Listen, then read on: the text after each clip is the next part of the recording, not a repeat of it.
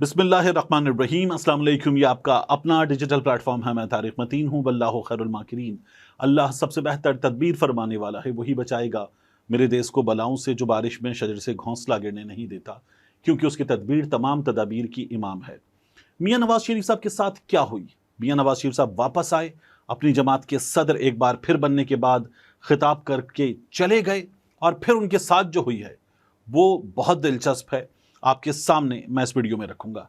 शेरी रहमान साहिबा के साथ जो हुआ, जो पाकिस्तान पीपल्स पार्टी ने किया, उसकी भी बात करेंगे। और फजलुर रहमान ने अहम तरीन मुलाकातें की हैं। हर गुजरता दिन पाकिस्तान की सियासत में तेज से तेज तर पॉलिटिकल सीन जन्म दे रहा है, इसकी भी बात करेंगे। मियाँ नवाज शरीफ साहब ने तकरीर की, और तकरीर करके मियाँ नवाज शरीफ साहब ने कहा पार्टी के कारकुनों से खुशी मनाएं।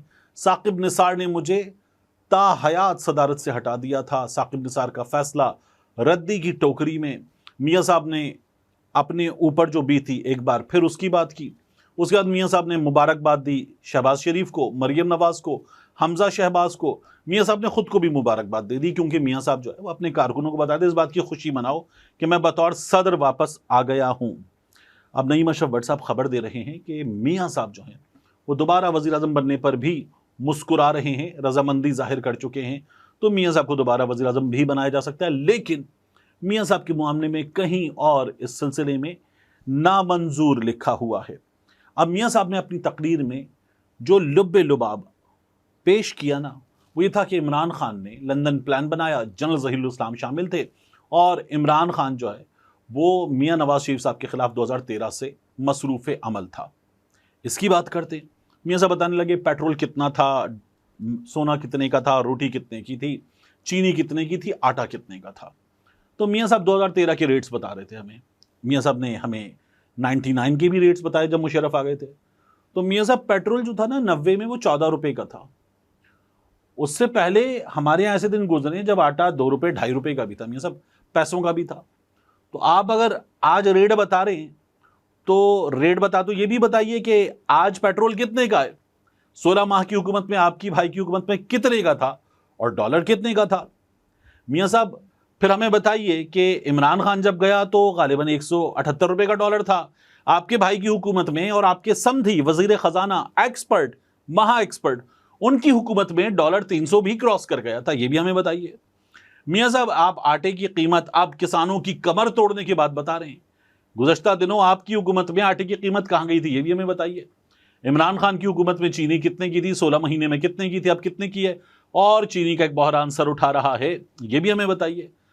तो मियाँ साहब बिजली का रेट क्या था, आज क्या है। एहसन इकबाल और बिलावल भुट्टो जरदारी जो कहते थे उठाकर फेंक दो ये पीटीआई IMF डील को, अब आपने IMF से डील कर ली है मियाँ साहब, ये भी हमें बताइए। तो अगर आपको याद रखना है तो ये भी बताइए। फिर आपने मुबशिर लुकमान को बनाया गवाह, लंदन प्लान का गवाह मुबशिर लुकमान ने बताया कि क्या हुआ था, कैसे हुआ था, कौन कौन मौजूद था। मलिक रियाज आपके पास आया था, जनरल ज़हीरुल इस्लाम का पैगाम लाया था कि मियाँ साहब आप इस्तीफा दे दें। मुबशिर लुकमान ने तो एक बार अपनी जेब से होटल का बिल भी दिया। मियाँ नवाज शरीफ साहब ये बता रहे थे, जब मियाँ साहब ने ये बताया ना कि मुबशिर लुकमान ने अपनी जेब से पैसे निकाल के होटल का बिल भी दिया, लंदन प्लान के किरदारों का बिल, तो लोग निकाल कर ले आए कि मुबशिर लुकमान, जिसको मियाँ साहब इतने बड़े बड़े सहाफ़ती नामों के होते हुए अपना गवाह बना रहे हैं, तो फिर मुबशिर लुकमान क्या कहता था, लोग निकाल कर ले आए। पहले नहीं, अभी मियाँ साहब के पाकिस्तान वापस आ जाने के बाद, अभी मंसूर अली खान के शो में समीना पाशा साहिबा बता रही हैं, वो भी थी, मुबशिर लुकमान भी थे, और उस शो में बीकन हाउस यूनिवर्सिटी में रिकॉर्डिंग हो रही थी। वहाँ पर एक सवाल हुआ मुबशिर लुकमान से, तो मुबशिर लुकमान ने कहा मेरा ख्याल नहीं है बल्कि मेरा यकीन है कि नवाज शरीफ करप्ट सियासतदान है। बड़ी तालियां बजी थी इस बात पर। तो ये मुबशिर लुकमान का मियाँ नवाज शरीफ साहब के बारे में फरमाना है। मियाँ नवाज शरीफ साहब जिस मुबशिर लुकमान की गवाही दे रहे हैं, वो मुबशिर लुकमान क्या कहता है, खान साहब को फौज लाइए, लेकिन नवाज शरीफ 3 बार वजीर आजम पब्लिक सर्विस कमीशन का इम्तिहान देकर बनाए, सदके तुहाडी साइंस थे। वही मुबशिर लुकमान जिसको मियाँ साहब गवाह बना रहे हैं, वो क्या कहता है, या अल्लाह इंडिया को भी एक नवाज शरीफ अता फरमा ताकि उनका भी बेड़ा गर्क हो। मियाँ साहब ये मुबशिर लुकमान है। एक और मुबशिर लुकमान, वो कहता है नवाज शरीफ दुनिया का पहला बदमाश है जो धमकी भी पर्ची से पढ़ के देता है। ये भी मुबशिर लुकमान है। यही मुबशिर लुकमान कहता है, या अल्लाह नवाज शरीफ को सेहत और लंबी जिंदगी अता फरमा, قوم کی پیمنٹ پھنسی ہوئی ہے. اور میاں صاحب آج یوم تکبیر دیکھیے 28 مئی. مبشر لقمان اس بارے میں کیا کہتا ہے؟ مبشر لقمان کہتا ہے شاہین میزائل کی رفتار بہت کم تھی. نواز شریف نے ڈاکٹر عبد القدیر کو بتایا اینو وڈا پلگ لاؤ تے نالے تھوڑی ریس وداؤ. یہ بھی مبشر لقمان کہتا ہے میاں نواز شریف صاحب کے بارے میں. پھر میاں صاحب نے کہا کہ جو انہوں نے زرداری کی حکومت کے خاتمے کے بعد جب 5 برس مکمل ہو گئے 2013 میں اپنی حکومت بنائی تو میاں صاحب کہتے ہیں کہ ہم نے توڑ دیا کشکول. اور میاں صاحب جب کہتے ہیں ہم نے کشکول توڑ دیا تو ہمارے سامنے خبر آتی ہے نواز ایڈڈ ووپنگ $35 billion ٹو پاکستان's debt. اور یہ شہباز رانا صاحب جیسے زبردست رپورٹر کی خبر ہے. میاں صاحب نے 2013 سے 2017 تک $35 ارب ہمارے قرضے کے چڑھائے. تو میاں صاحب آپ نے کشکول نہیں توڑا تھا, آپ کشکول لے کر گھومو گے اگر ملکوں مل جائیں گے, یہ کر رہے تھے. تو میاں صاحب یہ بھی آپ کے بارے میں بتا دیا گیا. تو یہ سوشل میڈیا کا دور ہے. میاں صاحب آپ اب بھی پرانے دور میں پھنسے ہوئے ہیں. آپ آ جاتے, بات کرتے, آگے کا منشور دیتے. ہمیں تو پتا چلا تھا لاوا پھٹ رہا ہے اندر, لاوا پھٹے گا, میاں نواز شریف سچ بولے گا. تو آپ تو کچھ بولے ہی نہیں. آپ نے کہا یہ 2 سال تکلیف کے جو مریم اور شہباز شریف دیں گے تکلیف, اس کے بعد 3 سال جو ہے وہ ریلیف کے ہیں, پھر ریلیف ملے گا. میاں صاحب نے یہ بتایا. تو میاں صاحب یہ جو 2 سال تکلیف کے ہیں اس میں سب سے پہلے فیصلہ ہونا ہے آپ لوگوں کی حکومت لیجٹمیٹ ہے یا نہیں. تو الیکشن ٹرائیبیونل میں آپ لوگوں نے وہاں پر بھی کنڈا لگا دیا ہے کہ اب آپ وہاں پر لائیں گے بجلی کیسی, فارم 47 جیسی, یعنی وہاں پر ریٹائرڈ ججز لگائے جائیں گے, یہ میاں صاحب فرما رہے ہیں. تو میاں صاحب یہ آپ کی حکومت کر رہی ہے تو ایسے کیسے چلے گا؟ یہ قوم کہیں اور جا چکی ہے. لوگ نظام کی درستی چاہتے ہیں, درست نظام چاہتے ہیں. اور میاں صاحب اب لوگ جو ہے نا وہ اس جگہ نہیں کھڑے ہوئے جہاں آپ کھڑے ہوئے ہیں. لوگ اب کہہ رہے ہیں اینٹی اسٹیبلشمنٹ بات, فضل الرحمان اینٹی اسٹیبلشمنٹ بات کر رہے ہیں.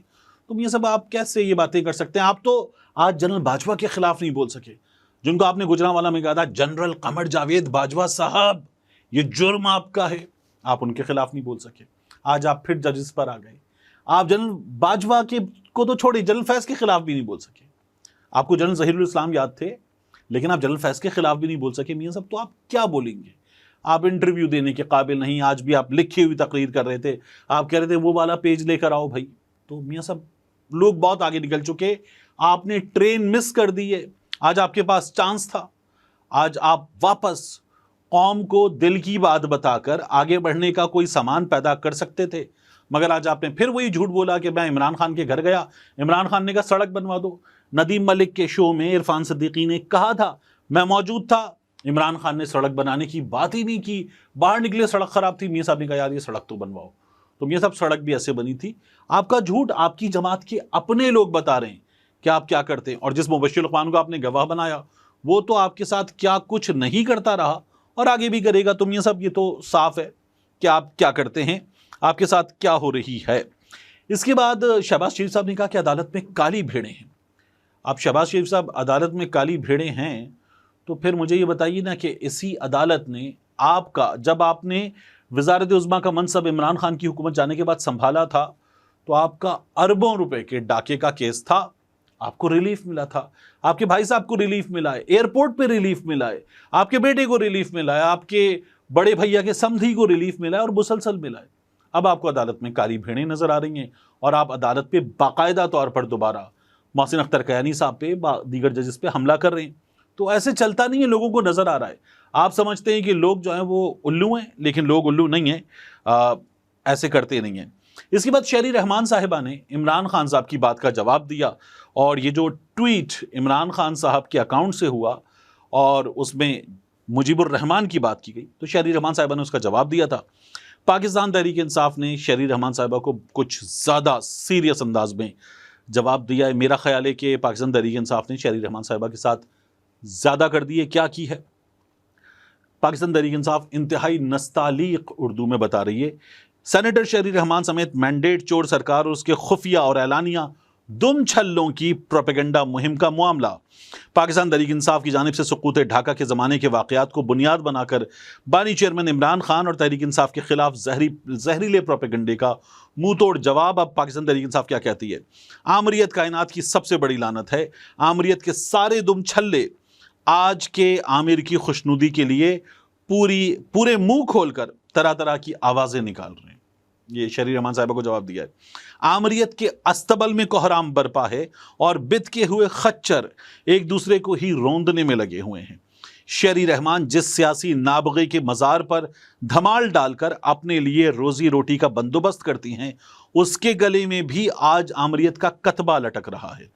بھٹو کے سیاسی وارث تاریخ کی جانب منہ اٹھاتے ہیں، وہ حقائق کے تماچوں سے ان کے منہ لال کر کے واپس بھیجتی ہے۔ 71 کے واقعات پر زرداری کے ہواری بدک رہے ہیں تو اس کی وجہ عمران خان یا تحریک انصاف نہیں، ان کے امام ذوالفقار علی بھٹو کا کردار ہے۔ ذوالفقار علی بھٹو کا سیاسی جنم عامریت کی گود میں ہوا۔ ملک کو دو لخت کرنے کے جرم میں تاریخ کا مقدمہ بھی دیگر کے ساتھ انہی کے خلاف درج ہے۔ تو شہری رحمان صاحبہ کو پاکستان تحریک انصاف نے جس انداز میں جواب دیا ہے، شہری رحمان اور ان کی جماعت کے دامن پر مظلوم بنگالیوں کے خون کے چھینٹے اب تک موجود ہیں کہ بھٹو صاحب نے بنگالیوں پر لشکر کشی کی حمایت کی تھی۔ یہ پاکستان تحریک انصاف کا جواب ہے۔ ہمارے ہاں اس وقت جو حالات ہیں، ان حالات میں کہا جا رہا ہے کہ مجیب غدار تھا، پاکستان تحریک انصاف ایک غدار کی آج وکالت کر رہی ہے۔ یہی میاں نواز شریف تھے جو آج پاکستان پیپلز پارٹی کے ساتھ حکومت بنا کر بیٹھے اور کہتے تھے مجیب غدار نہیں ہے۔ میاں نواز شریف مجیب کے حق میں بات کرتے تھے، آج پاکستان پیپلز پارٹی والے ان کے ساتھ حکومت بنا کر بیٹھے ہیں۔ تو اسی طرح سے میاں نواز شریف کو بھی جواب دیں۔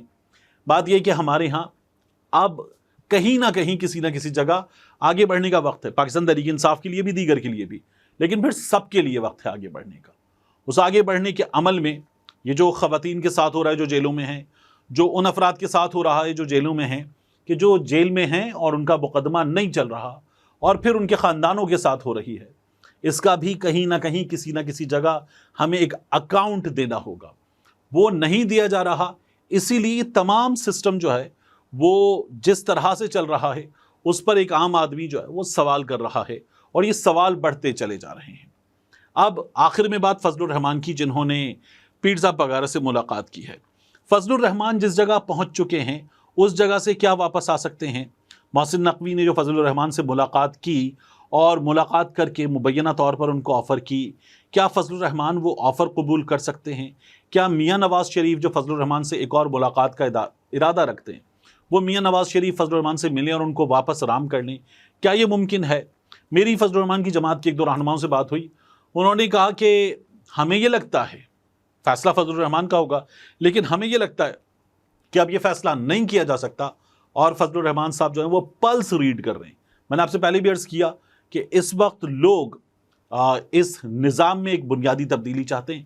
فضل الرحمان پلس ریڈ کر رہے ہیں، ان کی جماعت کے لوگ کہتے ہیں، اور ان کا بھی یہ ماننا ہے کہ اب اگر فضل الرحمان جس جگہ پہنچ چکے ہیں وہاں سے واپس آ کر نواز شریف سے ہاتھ ملائیں گے، اس حکومت سے ہاتھ ملائیں گے، محسن نقوی کی بات مانیں گے، تو یہ بہت بڑی سیاسی خودکشی کے مترادف ہوگا۔ فضل الرحمان بھی شاید فیصلہ کر چکے ہیں کہ اس حکومت کے خاتمے کے لیے فیصلہ کن مہم چلانی ہوگی۔ ملتے ہیں انشاءاللہ آپ سے اگلی ویڈیو میں۔